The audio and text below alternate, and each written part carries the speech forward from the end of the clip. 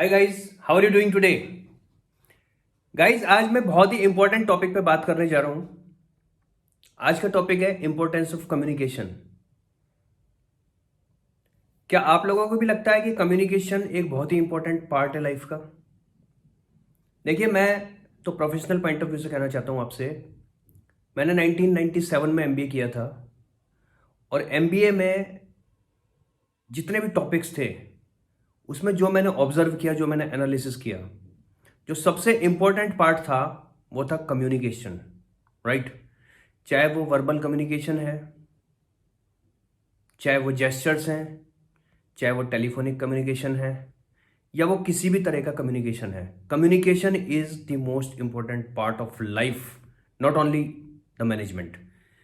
Communication केवल management का ही नहीं, लाइफ का भी बहुत इंपॉर्टेंट पार्ट है। देखिए, मैं आपको एक छोटा सा इंसिडेंट शेयर करना चाहूँगा। मैं करीब 2009 के आसपास की बात है। I use to work in multinational company. मैं एक मल्टीनेशनल कंपनी में, इंडियन मल्टीनेशनल कंपनी में काम किया करता था। इंडिया की बहुत बड़ी डायमंड ज्वेलरी की कंपनी है एंड मेरी पोस्टिंग उस टाइम पे चाइना में थी। राइट? चाइना का एक छोटा सा सिटी है पान्यू में। तो एक दिन मैं सीईओ के चैम्बर में बैठा हुआ था। I was there as a marketing head. मैं इंटरनेशनल मार्केटिंग हेड था। तो मैं सीईओ के चैम्बर में बैठा हुआ था।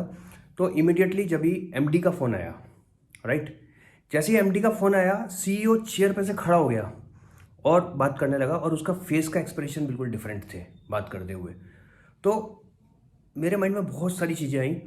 मैं बोलना तो चाहता था लेकिन मैं बोल नहीं पाया। लेकिन मैंने अपने मन ही मन में सोचा कि देखो, ये कैसे चमचागिरी करते हैं बॉस लोगों की, राइट, ओनर्स की, कि फ़ोन ही तो है, सामने थोड़ी है वो, है ना। ये खड़े होके ऐसे बात कर रहा है जैसे बिल्कुल सामने ही खड़ा हुआ है, बिल्कुल डरा हुआ है, बिल्कुल उसी तरह से रिगार्ड, उसी तरह से रेस्पेक्ट। ठीक है, फाइन। उसके बाद वो इंसिडेंट्स में भूल गया। उसके बाद क्या हुआ, 2.5-3 महीने के बाद मुझे किसी काम से हांगकांग बुलाया गया। हांगकांग में हमारे एमडी बैठते थे एक्चुअली। तो एमडी ने मुझे बुलाया और उस दिन चांस की बात है, जब मैं उनके चैम्बर में गया, मैं फर्स्ट टाइम उनके चैम्बर में गया था। उनके चैम्बर में चारों तरफ एलईडी लगी हुई है। फाइन, डायमंड ज्वेलरी कंपनी का ओनर, उनके चैम्बर में चारों तरफ एलईडी। उनके वर्ल्ड में हर जगह फैक्ट्रीज और ऑफिसेज हैं, चाहे वो रशिया में है, चाहे वो इंडिया में है, चाहे वो हांगकांग में है, वो चाहे चाइना में है, अलग अलग जगह पे। तो अलग अलग जगह की अलग अलग एलईडी लगी हुई थी। तो उसी टाइम क्या हुआ कि मुंबई में उन्हें किसी से बात करनी थी, राइट। तो उन्होंने जैसे ही फ़ोन लगाया, फ़ोन लगाते ही उस पर्टिकुलर पर्सन का जो सीसीटीवी का जो डिस्प्ले चल रहा था, उस फोटो को उन्होंने जूम किया, राइट। और फ़ोन पे वो वहाँ पे बात कर रहे थे और जूम करके उसकी फ़ोटो को वो देख रहे थे actually. I I hope you are getting. मैं उम्मीद करता हूँ आप समझ रहे हैं मैं क्या कहना चाह रहा हूँ, राइट। तो you know diamond jewellery, because diamond jewellery के जो ओनर होते हैं, ही इज़ अ बिग जौहरी। जैसे पूरी एक पुरानी कहावत है ना कि हीरे की कीमत तो जौहरी जानता है। तो ये लोग इतना बारीकी से ऑब्जर्व करते हैं हर चीज़ को। देखो कम्युनिकेशन को कितना परफेक्टली, मतलब एक बंदा हांगकांग में बैठा हुआ है, हांगकांग से बॉम्बे वो बात कर रहा है फ़ोन पे, और उसने सीसीटीवी पे जो डिस्प्ले है उसको जूम किया हुआ है। He is noticing the facial expression also. वो फेस का एक्सप्रेशन भी नोटिस कर रहा है फोन के साथ साथ कि बंदा कैसा रेस्पॉन्ड कर रहा है। 100% कम्युनिकेशन। Can you imagine?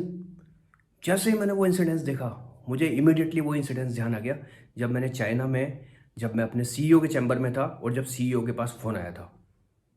फिर मुझे ध्यान आया कि अरे, मैं कितना गलत था। वो सीईओ है, उसका एक्सपीरियंस था, उसे उसे पता था बेसिकली। तो this is just an incidence actually, ये केवल एक इंसिडेंस है। मैं, देखिए, कम्युनिकेशन लाइफ के हर पार्ट में इतनी इंपॉर्टेंस रखता है जिसकी कोई हद नहीं है। अब आप आज की डेट में देख लीजिए, अगर एक मदर का कम्युनिकेशन बहुत अच्छा नहीं है, मदर के और उसके बेटे या बेटी के बीच में हमेशा क्लैश रहेगी। वो हमेशा उसको मैनेज नहीं कर पाएगी, राइट। फादर और बेटे के बीच में अगर कम्युनिकेशन परफेक्ट नहीं है तो भी कम्युनिकेशन गैप रहेगा। छोटी छोटी मैं देखता हूँ अपनी फैमिलीज में, फ्रेंड सर्कल में, चारों तरफ देखता हूँ, राइट। सास बहू के बीच में और दौरानी जेठानी, ये तो मतलब ये तो आम कॉन्फ्लिक्ट्स हैं एक्चुअली। अब देखिए, मैं आपको एक छोटा सा एग्जांपल एक और यहाँ पे पुट करना चाहूँगा। आप देखिए, जो बड़े बड़े डिप्लोमेट्स होते हैं, उनके एक एक स्टेटमेंट से कितना बड़ा बवाल हो जाता है पूरे वर्ल्ड वाइड, राइट। अब जैसे मैं, देखिए, किसी पार्टी या किसी नेता के पक्ष या विपक्ष में नहीं हूँ, लेकिन मैं एक छोटी सी बात करना चाहूँगा, जैसे हमारे देश के प्रधानमंत्री हैं नरेंद्र मोदी जी, आपने कभी भी देखा होगा अलग अलग स्टेट के चीफ मिनिस्टर हैं, अलग अलग पार्टीज़ के लीडर हैं, अलग अलग समुदाय के लीडर हैं, वो कुछ भी कटाक्ष उनके ऊपर करते रहते हैं, वो कभी भी रिएक्ट नहीं करते हैं उसके लिए, राइट। अब कभी आपने सोचा है कि अगर वो हर एक इशू पर रिएक्ट करना शुरू कर दें या अपना स्टेटमेंट देना शुरू कर दें तो देश में कितना बड़ा बवाल हो सकता है, राइट। तो this is the right communication. बहुत बार ऐसा होता है कि आपका नहीं बोलना भी it is a part of communication only. आप अगर नहीं बोल रहे हैं तो वो भी एक बहुत बड़ा कम्युनिकेशन का टूल है actually, right. So why I am expressing all these things with you, मेरा ये सब कुछ कहना आपसे इसका यही मतलब है क्योंकि because see we are into English communication actually, and English communication is a part of communication only, right. हम लोग कम्युनिकेशन ही सीख रहे हैं, तो हमें ये जो सॉफ्ट स्किल्स हैं, ये जो स्किल्स हैं, ये जो छोटी छोटी चीजें हैं, इनको भी सीखना पड़ेगा, राइट। कि किस तरह से कहां पे रिएक्ट करना है, कहां पे रिएक्ट नहीं करना है, कहां पे साइलेंट रहना है आपको, फाइन। कहां पे आपको अपनी बॉडी लैंग्वेज का भी इंपॉर्टेंस पता होना चाहिए, आपकी वोकेबलरी, आपके वर्ड के साथ साथ आपकी बॉडी लैंग्वेज का भी आपको पता होना चाहिए कि आप किस तरह से एक्सप्रेस कर पा रहे हैं। So this was something that I wanted to share with you guys, and you know like अगर आप कम्युनिकेशन को इजीली और बहुत ही इफेक्टिवली हैंडल कर पाए, देखिए मैं प्रोफेशनल लाइफ में भी एक बात कहना चाहूँगा, मैक्सिमम टाइम में यही चीज़ें नहीं होती कि आप अपने जूनियर्स को हैंडल कर रहे हैं केवल, राइट। कई बार ऐसा होता है कि आपकी कम्युनिकेशन से जाने अनजाने आप अपने सीनियर्स को भी हैंडल कर रहे हैं, अपने घर में भी अपने सीनियर्स को हैंडल कर रहे हैं, राइट।